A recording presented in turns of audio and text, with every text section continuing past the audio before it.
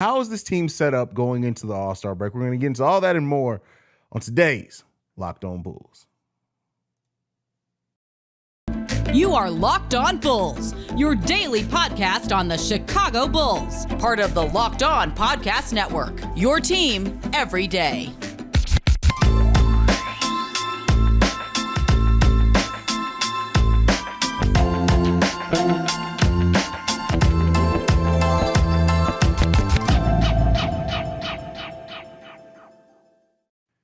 Thank you for tuning in to Locked On Bulls, member of the Locked On Podcast Network, where it's your team every day. Today's episode is brought to you by FanDuel Sportsbook, the official sportsbook of Locked On. Make every moment more. Visit FanDuel.com/LockedOn today to get started. That's Pat the Designer, host and creator of the Windy City Breeze. I'm Haize, host and creator of Chicago Bulls and Chicago Bears Central. Pat, listen. I mean, we're just here. We're Chicago lose Central. I don't know what to say. Like it's bad, bro. Like we're here to talk about losses, fam.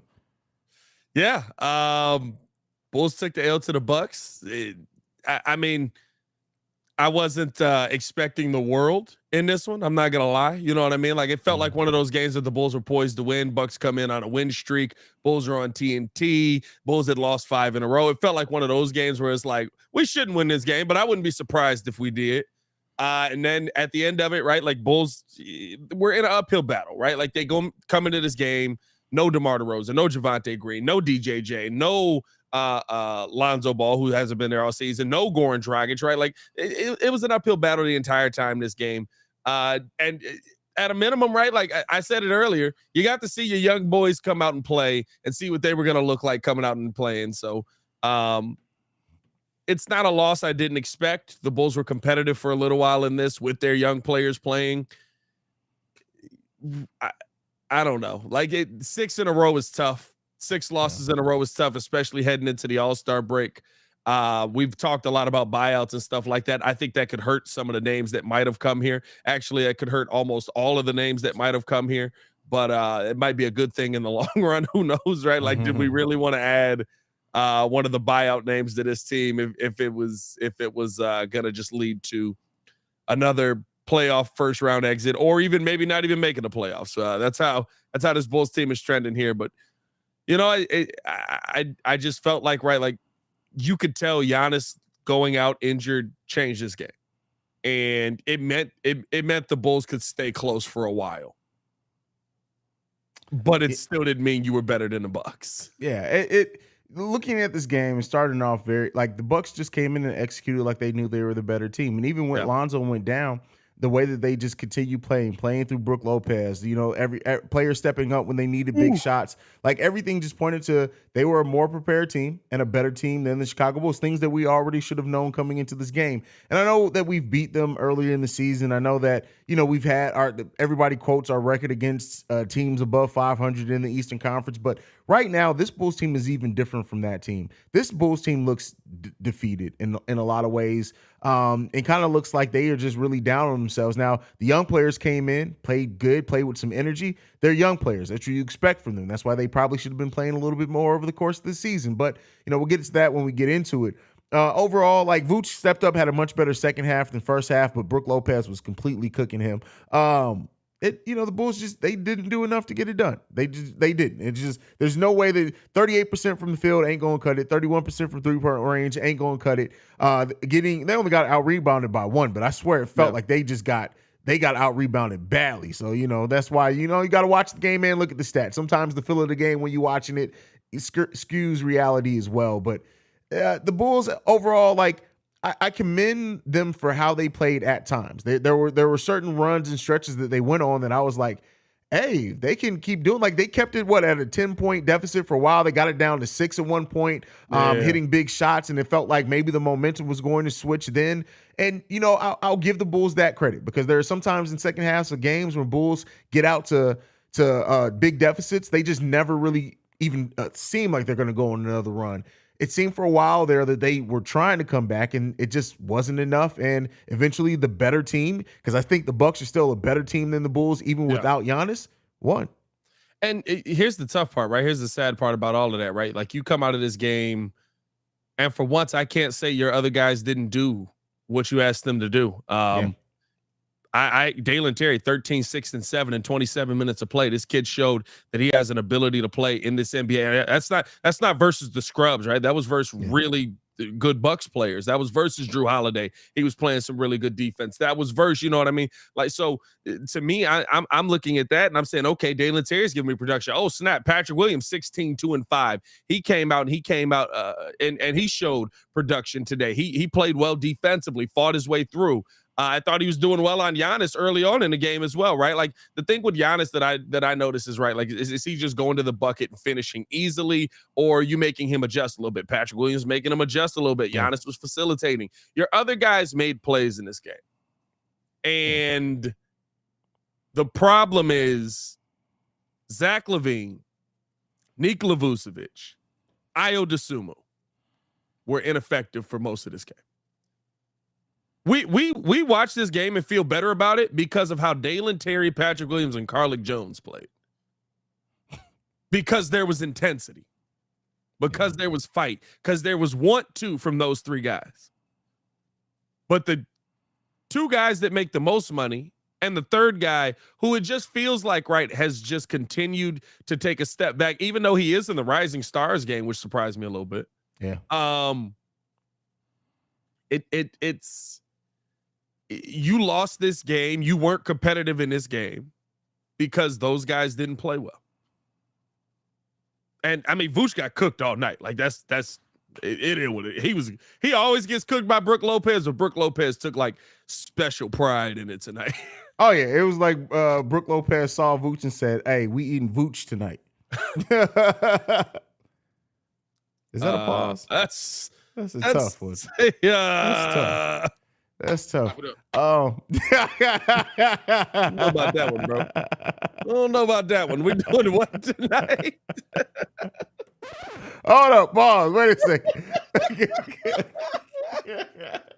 No, we doing what? What? Ah! Oh man! Look what the Bulls have done to Haize.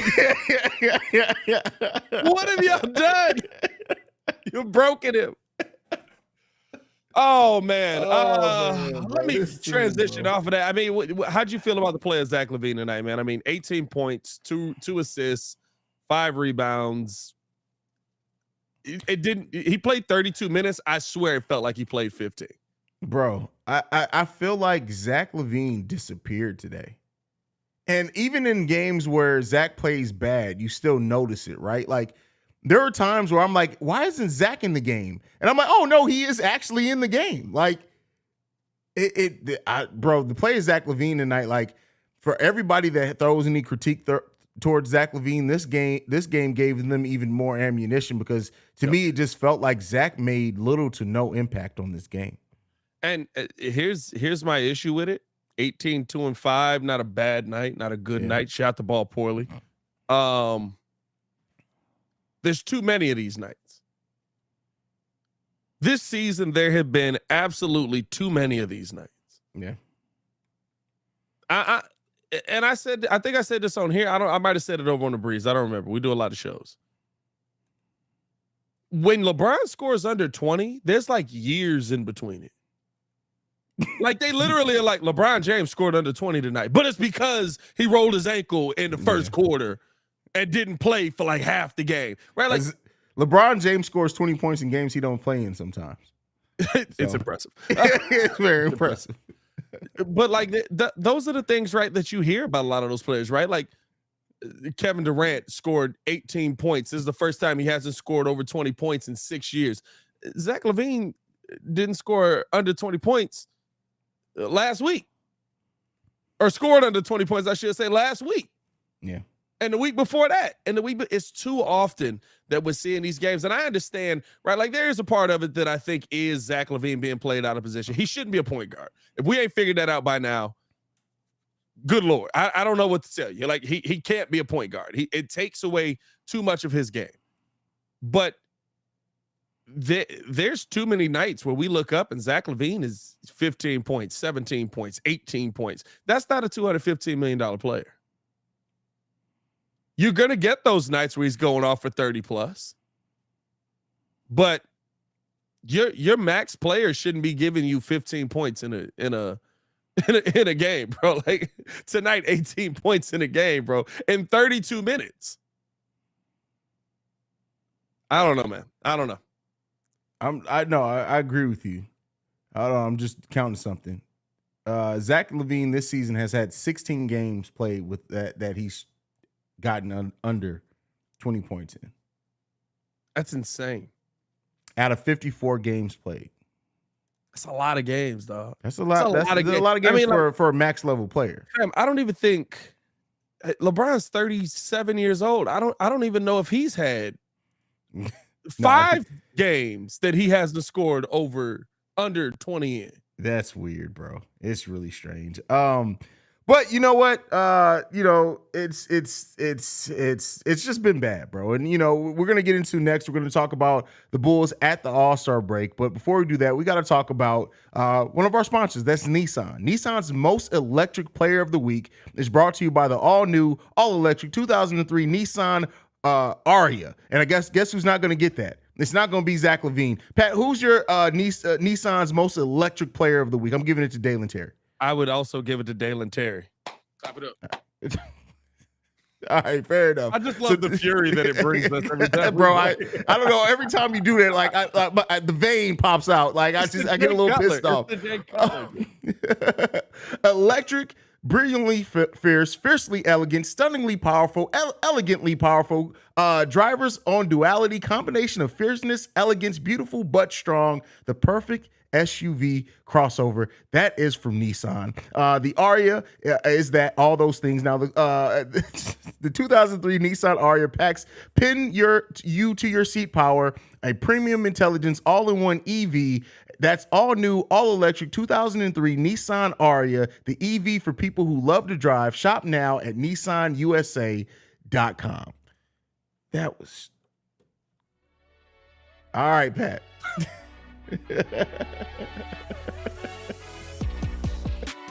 All-Star break, bro. What are your thoughts where the Bulls sit at the All-Star break? 11th in the Eastern Conference. We are now 7 games below 500.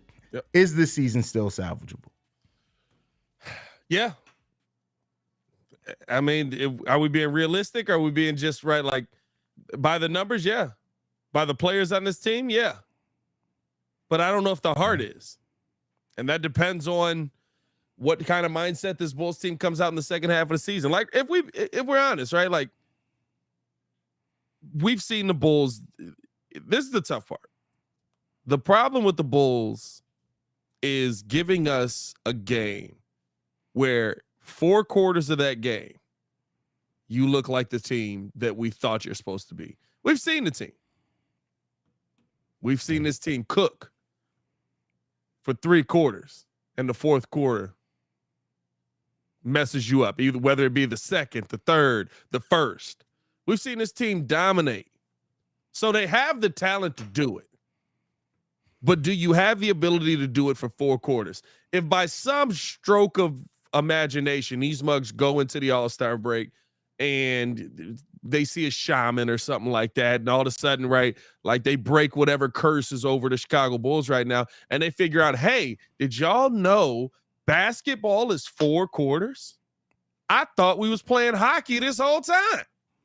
I was wondering why we had the 4th period.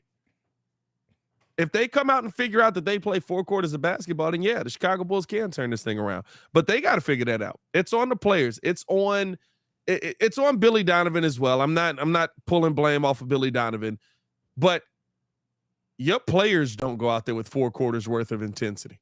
Yeah. Your players don't go out there with 4 quarters worth of fight. Heck, they usually start the first quarter just like, let's feel this team out. And then the team goes up 10 and they're like, hey, I felt enough. Pause. Just to be safe. I don't know.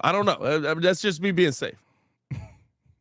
But it's just you have to come out with 4 quarters of intensity, and we haven't seen the Chicago Bulls do that. We can count the games. Dallas. And what else? Second Miami game? Second Boston game. Second Boston game. We cooked all the way through in that one. Yeah. The second Bucks game, I believe we cooked all the way through in that one. I believe that one as well. The first game against the Nets. was a First pretty game solid against the game, Nets, Io was cooking Kyrie Irving. I think. Here's the problem, though. We're counting them. Yeah. We played 50-plus games at this point. We got 4. And 2 of those games are at the beginning of the season. Bro, this season has been so tough. And the fact of the matter is, like, I don't hold any hope for anything to change after the All-Star break for the Chicago Bulls. I think it's going to be more of the same. They are going to go on some winning streaks, followed by some long losing streaks, and then followed by just some disgusting play. Like, that's just what this team is. And like I've said before several times, where I say where this team right now, nothing. I don't care if this team goes on a 12-game winning streak. She's going to change my mind on what needs to happen this offseason. That's just how I feel. And so at this point, it kind of just is what it is. Like, and I get it. I get the desire to sign Russ. I get the desire to sign John Wall. I get the desire to still try to add some talent and go on a playoff push. But the thing that I sit right now, no matter where that ends, whether the Bulls somehow magically by the power of, I don't even know what, the Jordan statue outside the building, avoid the play-in and actually make the playoffs, that does not change what needs to happen in this offseason. You have built something that just doesn't fit together, and AK needs to make moves and do something to make it fit better. That's his job. That's what he needs to do. The only thing I see changing that is if by some stroke, right? Like the only point guard I really see that would change it is Russ if he turns back into old Russ, right? Which I don't think is going to happen. But the only thing I see changing that is if, right, like you literally see a point guard plopped in there and it really changes the entire dynamic of this team. It's the only thing I can even think that changes what the outcome of this offseason will be. And if in that situation, then you just got to be like, all right, we got to go find 2 really young point guards that are going to be around. Here's my issue with that. To me, the way that I would look at that is that the team picked up their energy because they got a new influx of energy, right? And when you bring something new to a team, especially a player like a Russ or John Wall that have something to prove, it rightfully so should bring a new level of energy to the team. But I'm still looking at it, why didn't you guys have that? It usually doesn't last, though. It usually doesn't. But that's the thing. And I really it better last 23 games. We only got 23 games left. It better last 23 games. Hey, listen, I'm going to be real with you. You saw how Tristan lasted. Tristan lasted for a week. But the thing is, Tristan, honestly, if we're looking at it real talk, we wanted him to come in and play a goon role, right? We wanted him to come in and bring some of that. What's his name? Yes, yeah. Now. It's a lot different than what we are looking for now. We are looking for an identity. Like, we didn't have an identity then either, don't get me wrong. But I don't think we were necessarily expecting Tristan to set the identity. We were expecting Tristan to come in and help with the area that we needed help in. At this point, Russ would be setting our identity for the rest of the season. And that's a problem. Well, I don't know. That the tough part is, right, like, yes, he would be setting the identity, mostly because he's going to hold people accountable. But I think the thing is, right, like the only change that you can hope for, or the only thing that you can hope for that even gives you an inkling of, okay, maybe you can keep this team together, is if he comes in and plays point guard and this team looks like, okay, well, the point guard, it's what we thought. Now, to me, you still have a bunch of people out of position. I still probably would move on from DeMar DeRozan, in my opinion, because you have a bunch of people out of position. And you've seen, even with a bunch of kids in the lineup today, like legit kids, like you had Patrick Williams, Dalen Terry played a ton of minutes. Carlik Jones got some good run. They played Malcolm Hill like 4 minutes, 5 minutes. I thought Malcolm Hill was going to get run over Carlik Jones, right? And then Kobe White out there. Trash, bro. Listen, he was there for a reason. There was no one left. And this goes again to prove everybody who always sees players cooking in the G League is like, we need that player up. The G League scoring is not NBA scoring. But I'll say this: Carlik played good defense. Carlik came out and was aggressive on defense. Like that. That's what I'm saying, though, right? Like it looked better offensively, not percentage wise and stuff like that, but just how the system flowed with young dudes on the court that are used to playing a modern style of basketball. That tells you all you need to know about having DeMar DeRozan on this team. I love DeMar. I think DeMar is a heck of a scorer. I think he's an assassin. I think there's not many people that can stand in front of him if he gets to his spot and are going to be able to slow him down. It is a 2005 style of offense, and unless he's willing to come off of the bench and play that role for you, he cannot be in your starting lineup. That is a heck of a bench player right there. but he's too good to actually be a bench player. That's the conundrum you're in. It's a 2005 style of offense. I'll tell you this. It's all about sacrifice, because some would say Manu Ginobili was too good to be a bench player. He's a bench player most of his career. It really just depends on how much are you willing to sacrifice for this team for a better fit. Yeah, he's too good to be a bench player. Absolutely. I don't disagree with that. But if going into this offseason, in the way that this AK retools, reshapes this team, if at that point it's a better situation for the team for DeMar to come off the bench, I hope that DeMar will be open to accepting that. I don't know. It'd be interesting to see. It would definitely be, hey, do you really want to stay here? Yeah. And even then, right? Like, what are you gonna all of a sudden? Like he is too good to only play 18 minutes a game. He really is. Oh, that's for like sure. If you put, like, to me, you put DeMar on one of these younger teams, and he brings a veteran presence, he brings learning, he brings understanding, he puts you in the right. But he's too good to play 18 minutes a game, so he's not going to come off of the bench. So for me, right, I'm looking at, okay, if we're moving on from that piece, how do we replace that piece? Maybe that is P. Will. What we got from P. Will tonight, I loved what we saw there. And I think with this Bulls team right now, where they're sitting at and how they're heading into this All-Star break, you realize right now in these two games, me and you have said it, and just seeing it, and everybody else sees it, the offense just flows better without him on the court.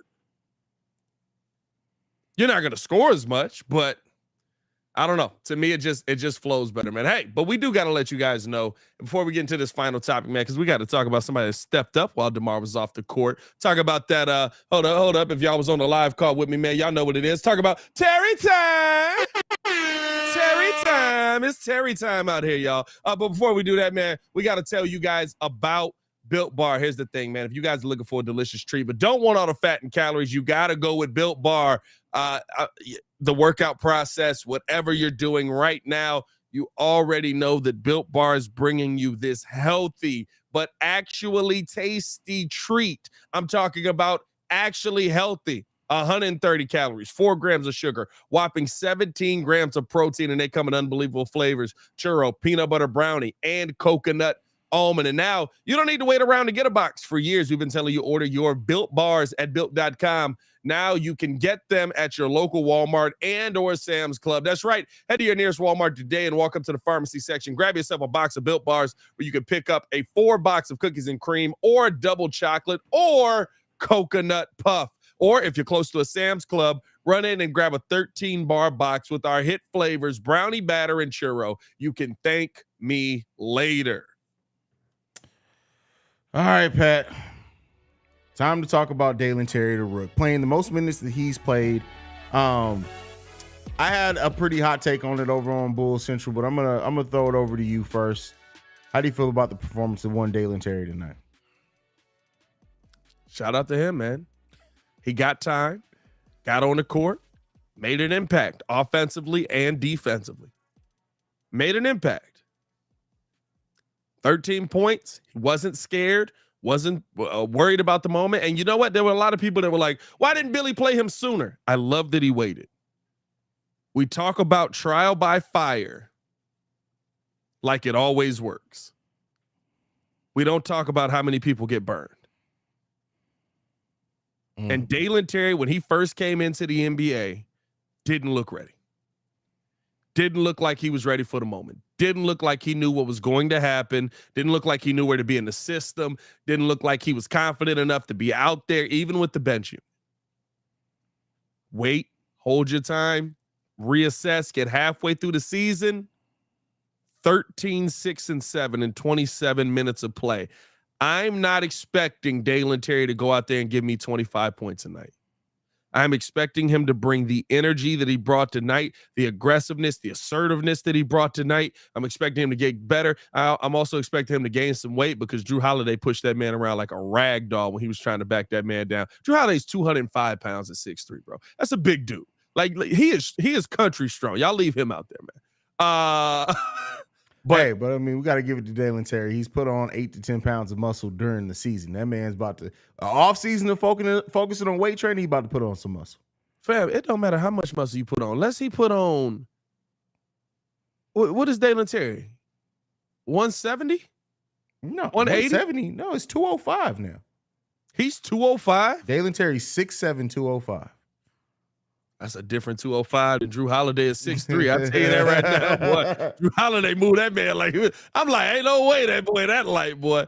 Well, shout out to Dalen Terry for getting up to 205, maybe 215. Drew Holiday won't be able to move you. I doubt it. I've seen him move LeBron. The boy's just strong. But no, I thought that Terry played really well. And I thought that he brought a lot of what we've asked for all season. And that's what I love about it. I don't care if he comes out and gives me 5, 5, and 5. I will say this: every pass he threw, I believe, was a bucket. He threw a pass to Tony Bradley in the corner, and he made a 3. He has court vision that I didn't think that he would have at this level. But again, that goes to why the G League does something. Now, I do think that Dalen should have been playing earlier than this now. But the thing is that he was able to go in the G League and work on very specific things of his game. I don't know if he makes those passes if he came into the NBA and got thrown right into the fire. I don't know if he did. Now, I will say that I do think he should have been playing before now, but that's just my personal opinion. But this is the type of impact you can expect Dalen to have. Not necessarily over to score 13 points, but he's going to do a little bit of everything on the court. Like you said, you went over the stat line. 7 rebounds, 6 assists, 1 steal, 13 points, positive plus minus of +1. That's the type of play that you need to expect from Dalen Terry early on as he's refining his game, refining his shot. I tell you what, that shot looked pretty good today. So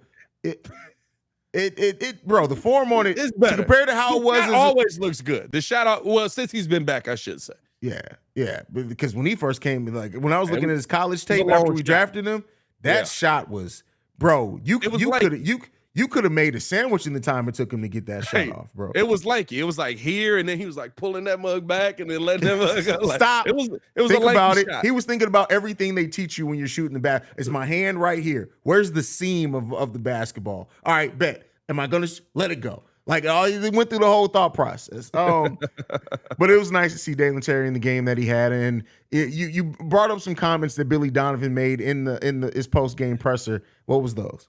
Yeah, so they asked Billy point blank, right? Is Dalen basically playing just because of injury, or is this going to be something? Is he going to be able to stay in the lineup? And Billy Donovan basically said in his post game press conference that somebody's got to sit right with the team that they have. Not everybody's going to get an opportunity to play. I think that speaks volumes. I think that tells you that somebody's not going to be playing, and more than likely, it's probably going to be the kid, which is, I mean, from what I've seen from him in 2 games, I don't think you can stop him because to me, right, like he's giving you what DJJ can give you. DJJ is just more experience, and he's a better passer to me. I'm not gonna lie. Some of them passes he threw, I will say this. Maybe this is AK's Batman moment, and we just haven't realized it yet. Some of them passes look very Lonzo-esque.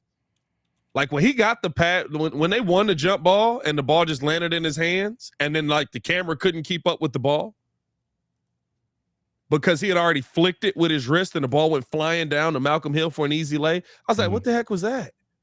How did he just do that?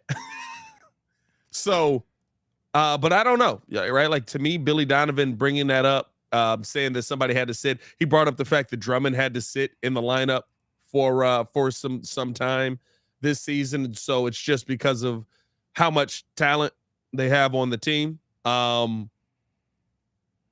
I'd play him over DJJ.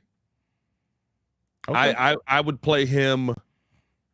It's tough because it's recency bias, right? I don't know if I'd play him over Io. Io's playing really bad right now, though. Io's playing bad basketball. Io's playing some bad basketball out there. Dog. I know it's Drew Holiday, but I've been watching Io literally all season. I'm just like, dog, sometimes he's just out there running and jumping, dog. And missing wide open layups. Well, he's gotten past that. Now he's just missing everything. I mean, dog, like, can he knock down a corner 3 to save his life? No. I mean, I think at that point he just makes sure that his will was updated. Yeah. That's what I think he did. Make sure that his will is updated. His will is updated. Yeah, it's tough, man. But I love what the kid has brought in the couple of games we've gotten to see him. I also remember this when teams really don't have a chance to game plan for you, you can kind of get away with stuff like that. But he puts himself in good positions. Dalen Terry cuts every shot. Dalen Terry followed his shot. This shot. I haven't seen a player follow a shot all season. Well, no. The last time we saw was the time that Patrick Williams had that putback, and we were like, see, if you do that more often, you'll get a little bit more points off that. And he said, all right, bet. I'm never going to do it again. So, well, yeah, Pat Will, I'll tell you this. Out of everything Pat Will does, that boy don't cut. Pat Will stand on the perimeter. He does not cut. Bro, I really need a coach who's going to tell Pat, like, cut, bro. Because, like, with his size and speed, and we did see him take a couple of rebounds and take it to the rim himself. Like, Pat just needs to believe in himself. But that's a story for another day, man. It's time to wrap because I'll get into a whole nother show on what Patrick Williams needs to do. Like I said, please, whatever you guys do, hire a hypnotist for Patrick Williams this offseason. Pat, what you got to end the show, bro? Yeah, just keep doing what he did tonight. I love that. What you did tonight without DeMar DeRozan on the court, keep doing that. Because they really was just like, when they put Wes Matthews on him, I was like, is he cooking right now? Is he killing this man? Hey, man, follow us on everything at Locked On Bulls. If you're on the Twitter side right now, hit that like and retweet this mug, man. Stop playing with us. We know y'all see us. And then you can follow me on everything at Pat The Designer. Appreciate y'all for showing love. You can follow me at CEO Haize, that's CEO Haize. And thank you for making Locked On Bulls your first listen today. Now, for your second listen, go and check out Game to Game NBA. Every moment, every top performance, every result. Locked On Game to Game covers every game from across the NBA with local analysis that only Locked On can deliver. Follow Game to Game on Locked On NBA, available on the Odyssey app, YouTube, or wherever you get your podcasts. For Pat The Designer, I'm Haize. This is Locked On Bulls. Peace, y'all. Peace.